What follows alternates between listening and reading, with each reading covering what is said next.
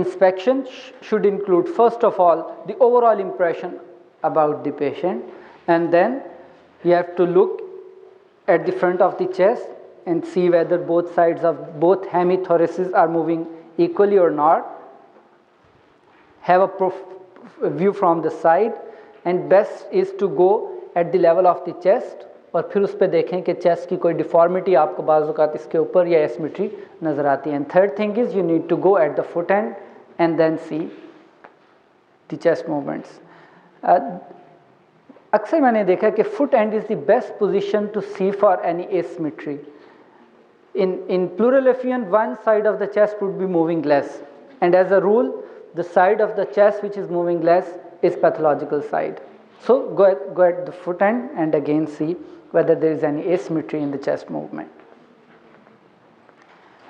Then is the palpation. First rule is for you always ask about tenderness. कहीं पे आपको दर्द तो नहीं है सीने में? You can also check for tenderness.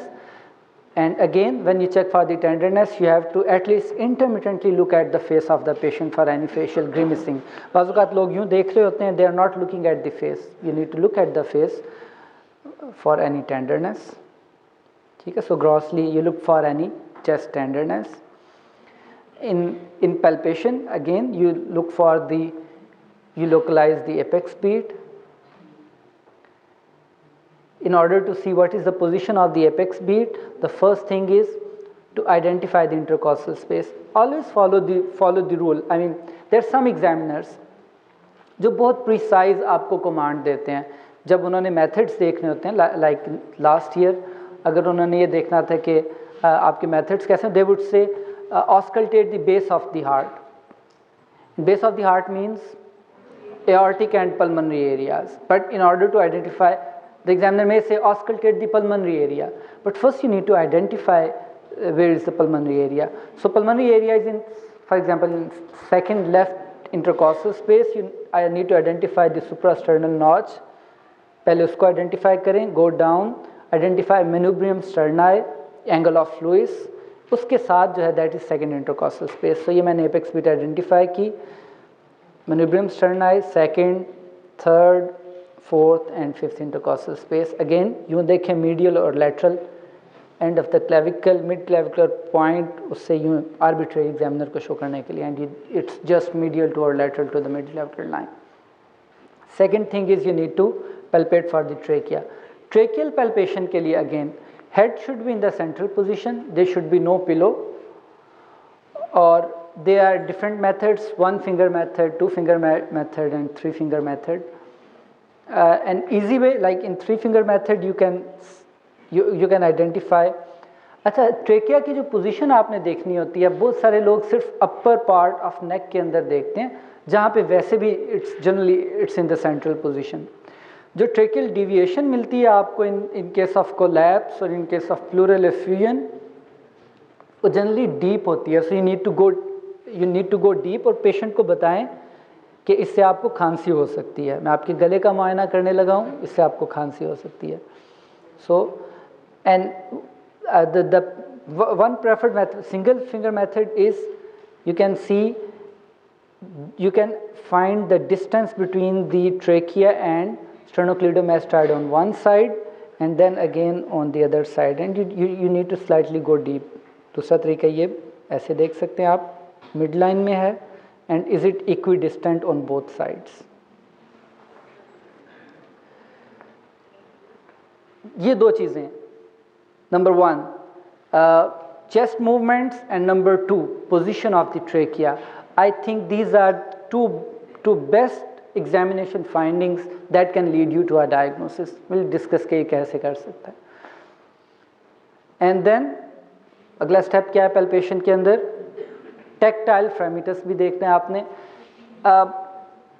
वैसे when you are going for vocal resonance, तो tactile fremitus को you can skip tactile fremitus, but कुछ examiners जो हैं वो इसके बारे में होते हैं कि you should check for the tactile fremitus, so you should check for tactile fremitus, मगर उसके लिए you need to know where is the upper border of the liver.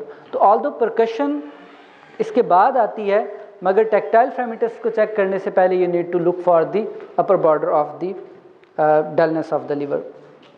Percussion का रूल क्या है? This is plexor, this is pleximeter. जिस border को आपने identify करना है, ये जो आपका प्लेक्सीमीटर है उसके हॉरिजेंटली मूव करेगा। फॉर एग्जांपल लीवर का अपर बॉर्डर यूं होगा तो आपकी फिंगर भी यूं मूव करेगी। Then it should be firmly attached to the underlying, it should be firmly pressed against the chest, और ये प्लेक्सर जो है ये स्ट्राइक करेगा। The movement should be at wrist joint, not at the elbow joint. So यहाँ पे रखें और आप इसको परकस करेंगे। सो अब आवाज़ आ रही है? नहीं आ रही? कुछ लोगों को आ रही है, आ रही है। So this is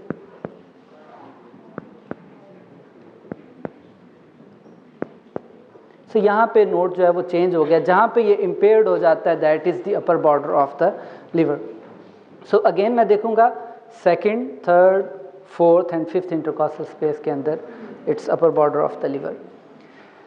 tactile fremitus again बहुत मशहूर, ऐसे भी हमने बहुत हर तरह के स्टूडेंट्स आते हैं, ऐसे भी स्टूडेंट्स देखे हैं जिन्हें कहा टैक्टाइल फ्रेमिटस चेक करें, तो वो कैसे चेक करते हैं? 1 2 3 1 2 3 1 2 3। सो कुछ खिदमत का मौका मरीज़ को भी दें, उसे भी कुछ बोलने का मौका दें। सो अब बोलें 1 2 3 1 2 3, फिर 1 2 3 1 2 3 1 2 3 1 2 3 1 2 3 1 2 3 1 2 3 1 2 3 1 2 3। अब जब आप एक्जिला की तरफ आते हैं, आपने ये हाथ यहाँ पे यूँ रखा और इधर करना, तो इस तरह से हाथ को रख लिए, ये 1 2 3, ठीक है। 1 2 3 1 2 3। आपको ये पता नहीं चाहिए लिवर लंग्स जनरली कहाँ तक होते हैं? 6th इंटरकॉस्टल स्पेस तक एंटीरियरली, 8th इंटरकॉस्टल स्पेस तक मिड एक्सिलरी लाइन में, और पीछे मिड स्कैपुलर लाइन के अंदर 10th। और जो प्लूरा होती है उसकी लिमिट क्या होती है? 8, 10 एंड 12, इसी तरह से होती है। सो बहुत नीचे तक जाने की ज़रूरत नहीं है जब आपको पता है कि लंग्स यहाँ तक, ये this the lower limit of the lungs. Then is the percussion. Chest expansion आपको जैसे फिजिबल लगे, यहीं पे करना चाहें कर सकते हैं, आप एंड पे भी कर सकते हैं एक ही दफ़ा पेशेंट को उठा के, ताकि आप देख लें चेस्ट एक्सपेंशन को। परकशन, परकशन के लिए you start with the percussion of the apex of the lung. उसके लिए एक क्लेविकल को आप डायरेक्टली परकस करते हैं, एक फिंगर नीचे एक ऊपर, उससे आप ओवरलाइंग स्किन को स्ट्रेच करते हैं। सो जब क्लेविकल को परकस करें तो जेंटली परकस करें।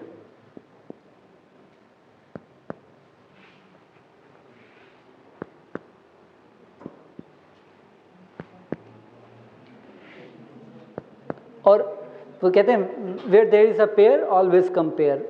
इस परकशन के अंदर दो तरीके हैं वैसे मूव करने के, ये और ये, फिर यहाँ और यहाँ, right and left, right and left. Another way is the zigzag वे।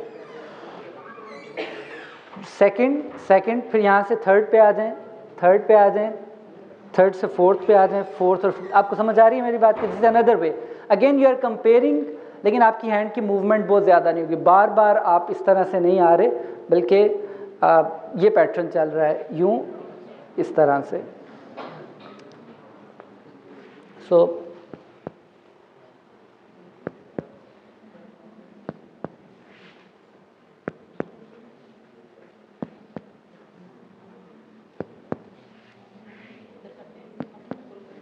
अच्छा, अब जब यहाँ पे आएंगे तो बाज़ का यहाँ पे और एक्जिला का स्पेशली परकस करना डिफ़िकल्ट हो जाता है, तो उसका तरीका क्या है?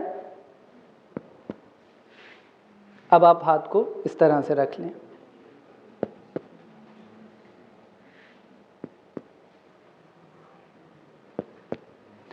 सो परकशन कर लिया आपने, ऑस्कल्टेशन मेरी स्ट्रेंथ, मेरे पास सुपर नेचुरल पावर्स नहीं, ये पड़ा है।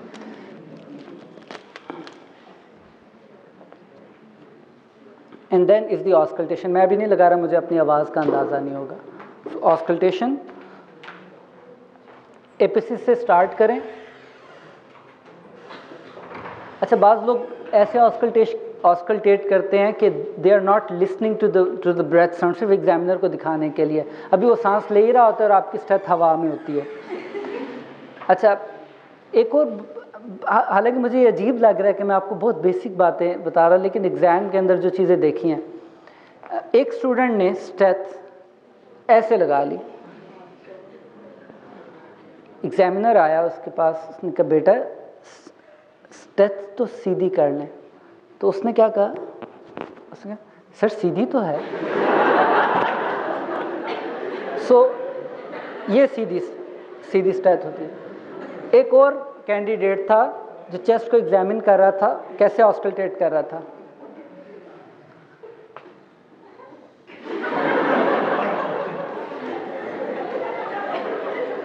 एग्जामिनर आया और उसने पकड़ के कैंडिडेट को थोड़ा पीछे किया कि बेटा यहाँ से भी सुनाई देता है, बल्कि इस स्टेथ के बनाने का मकसद ये था कि आप थोड़ा सा डिस्टेंस से उसको सुन सकें।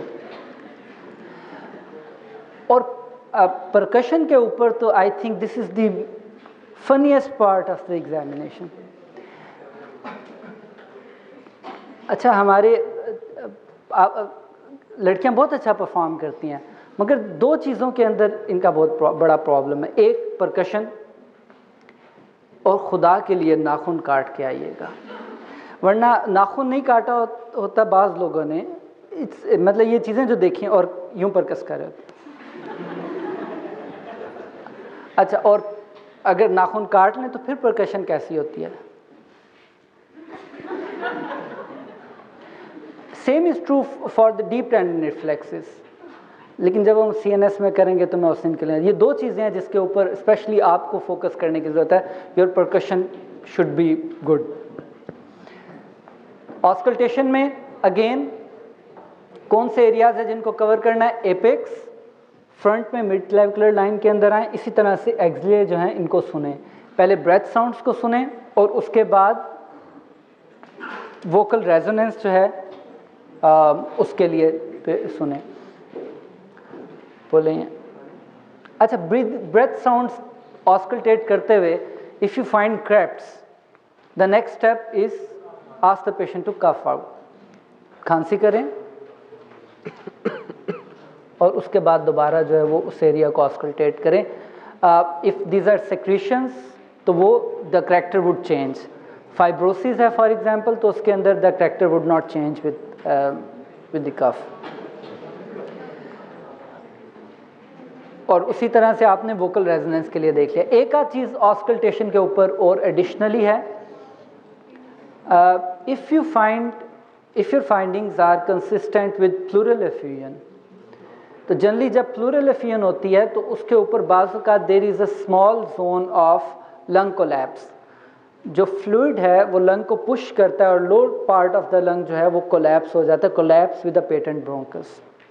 और उस एरिया को आप ऑस्कल्टेट करें तो sometimes you get an area of bronchial breath, vocal resonance भी इंक्रीज होगी। इस केस में you can get extra marks by listening for इगोफोनी।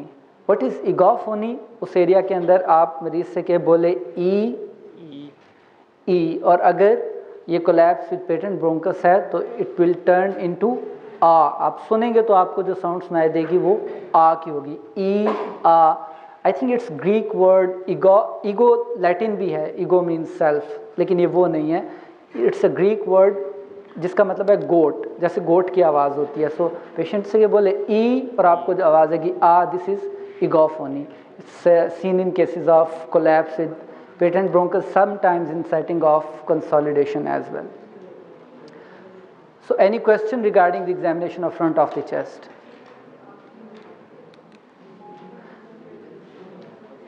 Back of the chest जो है वो इससे भी सिंपल है। उठ के बैठेंगे ज़रा। बैक ऑफ द चेस्ट में क्या आपने याद रखना है? That is the position again. जैसे फ्रंट में साइड पे थी, back of the chest examination पे they should be, hands should be resting on the shoulders. The purpose is to take scapulae away from the midline. वही inspection है, inspection.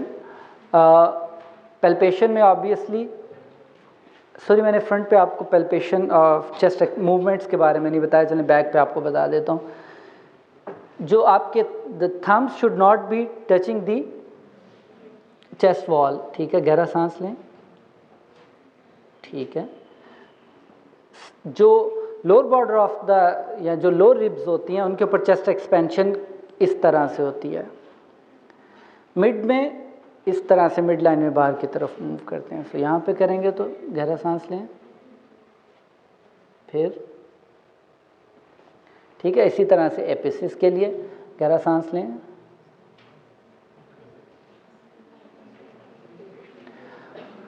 Then is the again tactile fremitus. Apices से शुरू करें, sorry 1 2 3 बोलें, फिर अब आपने यहाँ आना है तो हैं ये हाथ यहाँ पे रख लें और बोलें।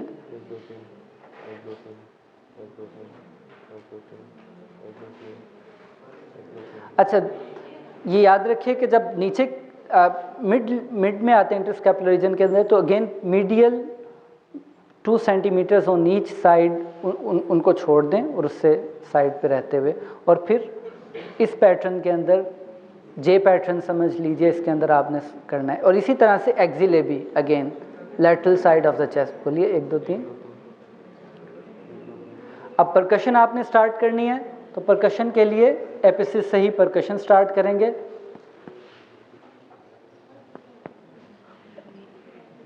सुप्रास्कैपुलर रीजन और फिर interscapular.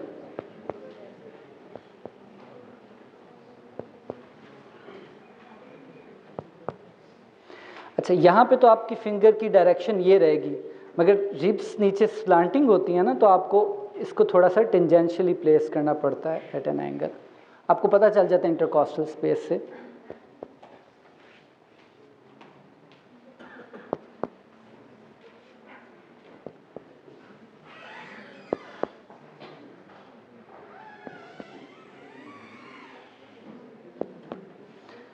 And then is the auscultation, it's the same जी। और उसके बाद एक्सिला को भी ऑब्वियसली आप करेंगे। And the next step is the auscultation. So any question regarding examination of the chest? जी, ट्रेकिया और नहीं देखने, आपने एग्जामिनर को ये आखिर में कह देना है depending upon your findings. For example asymmetrical findings हैं and it is important to check for the position of trachea, तो आप एग्जामिनर से कह सकते हैं कि I also want to check the position of the trachea.